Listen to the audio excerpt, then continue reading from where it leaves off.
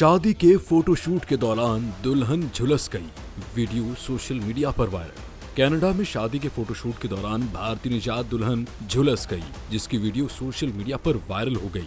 भारतीय media report के मुताबिक कनाडा में मुकीम भारतीय निजात जोड़े विकी और पिया ने शादी को यादगार बनाने के लिए फोटोशूट करवाना चाहा, लेकिन वो डरावने ख्वाब में बदल गया। शादी के मौके पर रंग भरा धमाका करने वाला आला कलर बम खराब हो गया, जिससे दुल्हन को शदीद चोटें आई। वाकई की वीडियो जोड़े ने इंस्टाग्राम पर शेयर की, जिसमें देखा जा सकता है कि किस तरह ये धमाका दुल्हन को बराह रास्त लगा है। दरअसल दूल्हा और दुल्हन ने शादी की यादगार तस्वीर के लिए रंग भरे धमाके का इंतजाम किया था, ताकि तस्वीर के पीछे का मंजर खूबसूरत दिखाई दे। लेकिन जैसे ही दूल्हे ने दुल्हन को तस्वीर के लिए उठाया तो कलर बम खराब हो गया और दुल्हन को बराह रास्त लगा। इस हादसे में दुल्हन की पीठ और बाल झुलस गए, जिसके बाद उन्हें फौरी तिब्बी इमदाद की जरूरत पड़ी।